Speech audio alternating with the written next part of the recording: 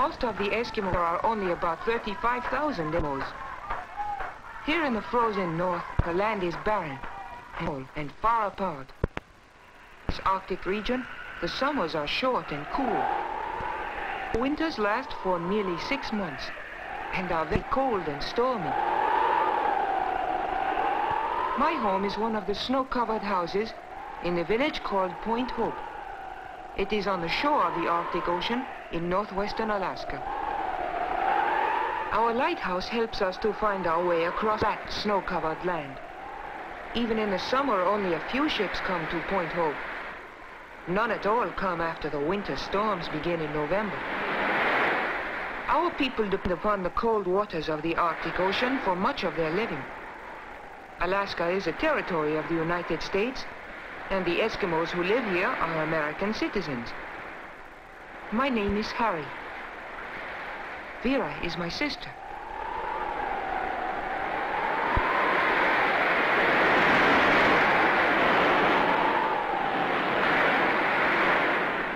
In the cold winter weather, the fish tossed up on the shore are quickly frozen. Whenever we find frozen fish, we pick them up.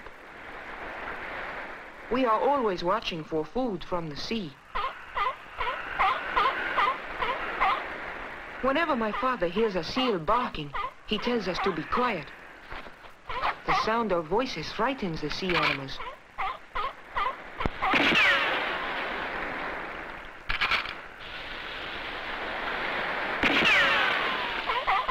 From seals, we obtain food and clothing.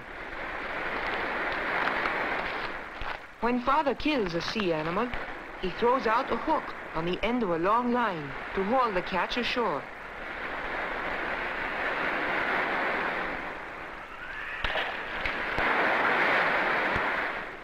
Our people hunt walrus and small whales only during the summer, but seal hunting goes on all through the year.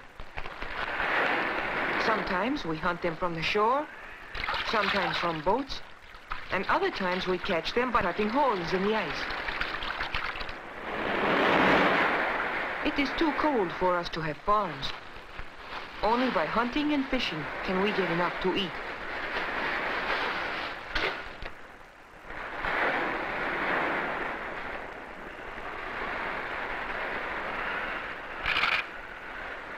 Even the seabirds are used for food.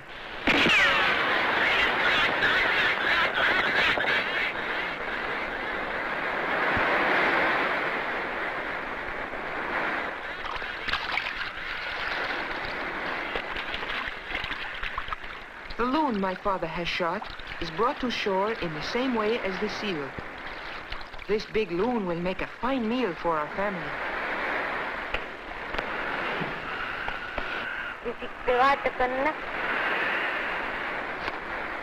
If we Eskimos were not good hunters, we would all starve to death. Father uses a homemade harness to drag the seal home. Harnesses are made of skin or from cloth bought at the trading post. Father got his rifle and cartridges at the trading post too.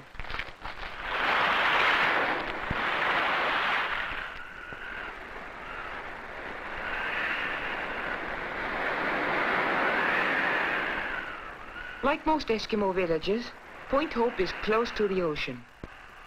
Although in summer we have many hours of daylight, from November until February, we will not see the sun at all.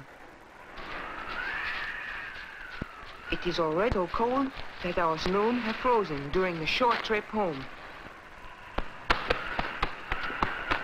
But no matter how cold it is out of doors, our home is always comfortable. For cooking, Mother uses an iron stove bought from the trading post. The stove heats the one room of our house. We use driftwood when we can find it, but most of our meals are cooked over a fire of seal fat. This is called blubber and makes a very hot fire. We eat lots of raw fish. When fish are frozen, we let them so the skin will come off easily. Explorers who come to the Arctic have grown to like our meals of raw fish.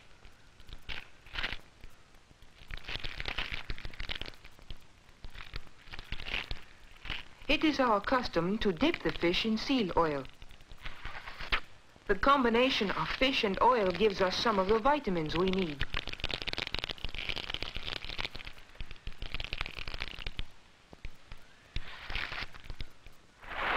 Most of the wood we have is found drifting in the ocean, for trees cannot grow in our land of snow and ice.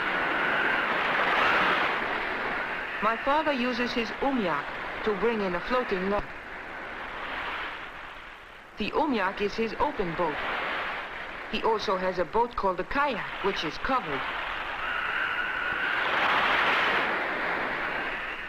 Some of our boats are made of skins, stretched frames of walrus bone.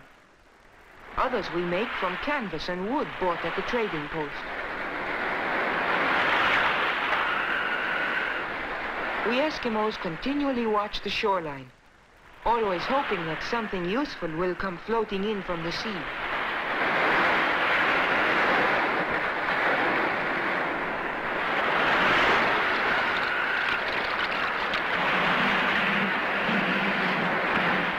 From the ocean build our home. The walls are made of wood and stones, banked with earth and snow. Father makes bracelets or other trinkets from the ivory of walrus tusks. It is easier for him to work when he holds the drill in his teeth.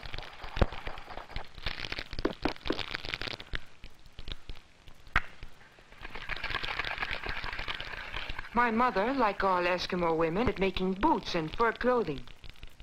She chews the edges of the skins to make them soft. Then she bites the places where the skins will be sewn together. Father wants me to be able to use his harpoon gun when we go hunting for whales in the spring.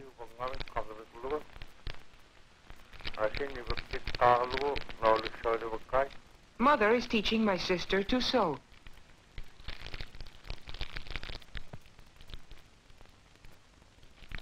The boots Mother is making will be taken to the trading post to exchange for something the family needs. She has already made us our winter clothing. Except for hunting and visiting our neighbors, we seldom leave home during the winter. Once in a while, we go to the trading post. Our village, Point Hope, is very small, and there is only one store.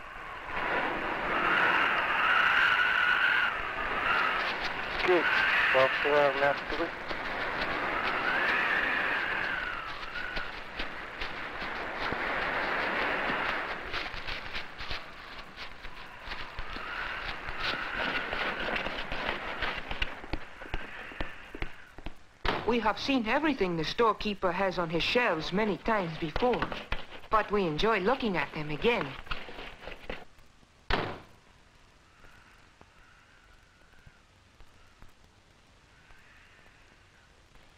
The trader knows the value of the skins, furs, and other things we want to trade.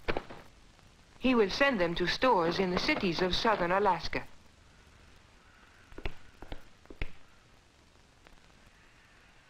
I found these old-fashioned spears in an abandoned settlement. Perhaps some museum will want to buy them from the trader.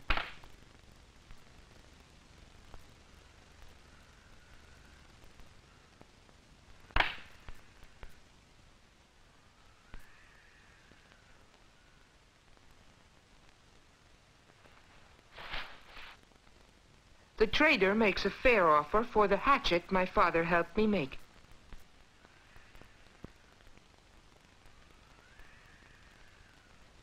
Many more things can be bought at the trading post than when my father was a boy.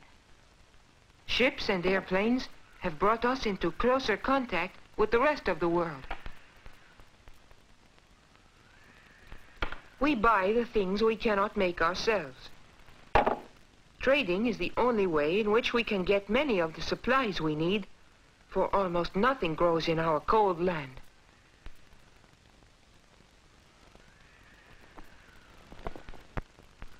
Although we can buy many things today, our life still depends on hunting. Unless we are successful when we hunt, we will have nothing to trade at the store. As winter nears, everyone waits for the ocean to freeze. When the salt water begins to turn to ice, it is soft and is carried by the tide and ocean currents. Later, it will become solid and remain frozen for months. The best time for hunting seals is when they come up through the ice for air. Before the sea ice has frozen hard, Father learns that there is a herd of caribou in the neighborhood. We take the dog team because we need the sled to carry supplies and to bring back the caribou meat if we are lucky.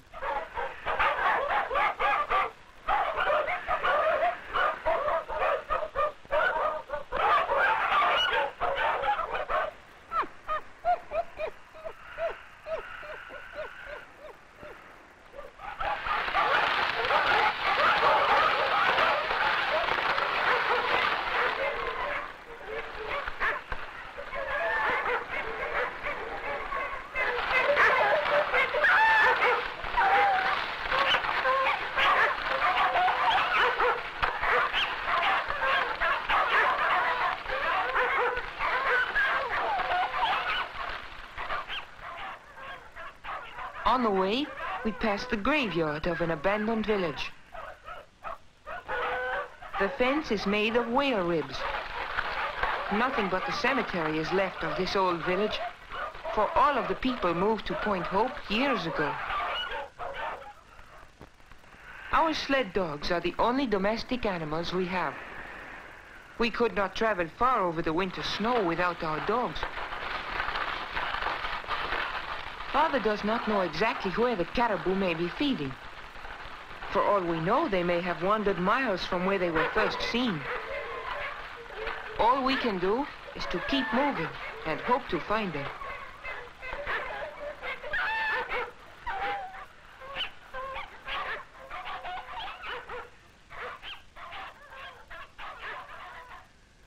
When we come to a place where the snow is soft, the dogs have difficulty hauling the sled.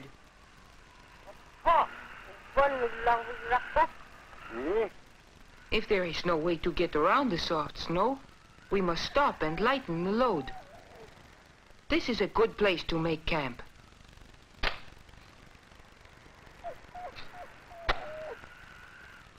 We have brought enough food and fuel for several days. To build a shelter, we cut blocks of snow for the walls.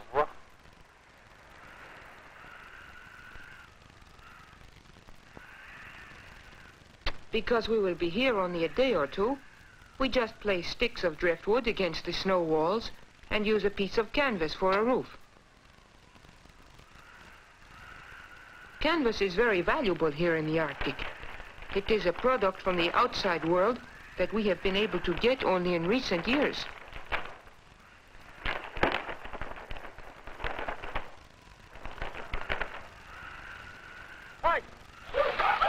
Now that the supplies have been stored at the camp, our dog sled can travel fast, even over soft snow.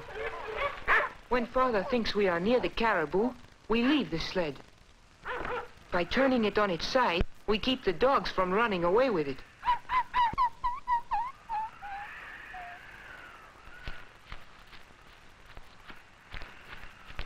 We try not to frighten the caribou.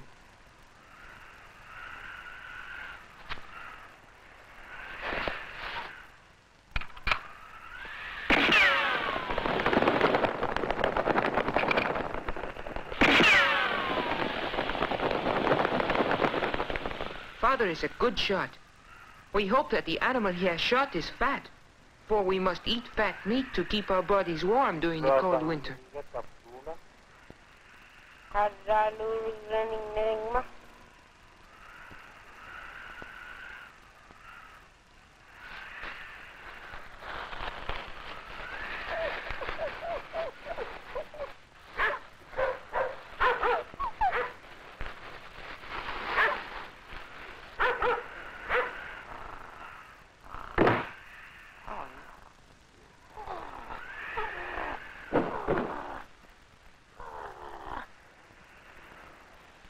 On our hunting trips, we seldom see other Eskimos, as there are very few people in our part of the world. It often takes a day by dogs to reach the nearest village. With so few of us living on so much land, we do not expect to meet other hunters from our own or neighboring villages, even when the weather is good.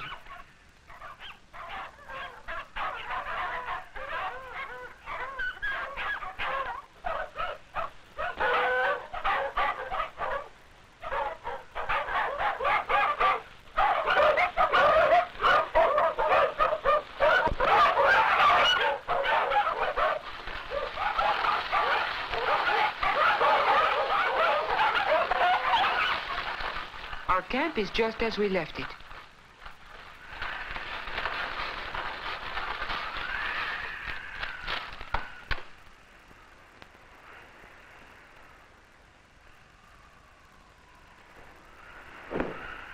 We must skin the caribou before it freezes.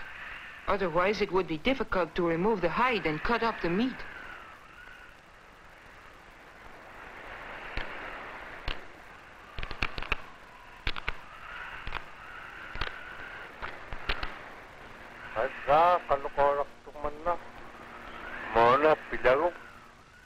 My father teaches me to care for the hides and the meat. By cutting and skinning the animal first, we make the load lighter. Only the useful parts of the caribou will be carried home.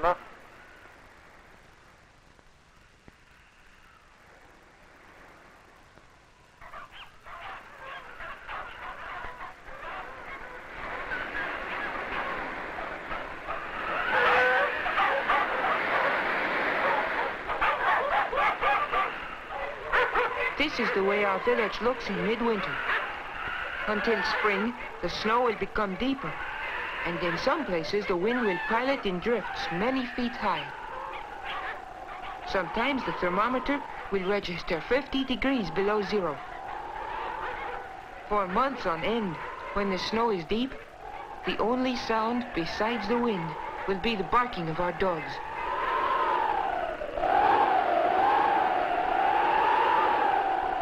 Father and I have been lucky on our hunting trip. We are coming home with caribou meat to add to our winter supply of food. We keep the frozen meat on a framework of driftwood. It is high enough above ground so that snow will not bury it. But what is more important, our dogs cannot steal it. My puppy has made a nest deep in the snow to protect himself from the wind. We are happy to get inside the house on a cold day like this.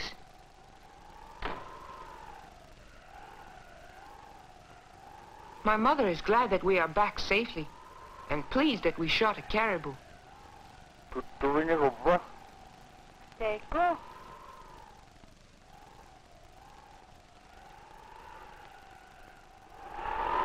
Sometimes on winter nights, we go to neighborhood parties at the schoolhouse.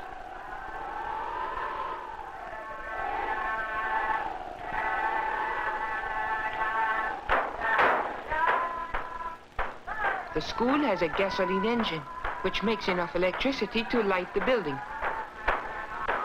Our musicians are very proud of their ability. The music is played on Eskimo instruments.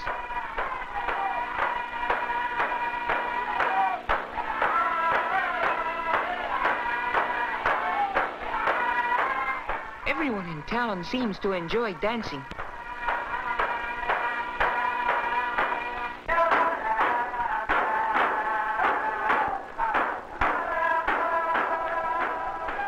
We think our Eskimo village is a pleasant place, even though it is in one of the loneliest parts of the world.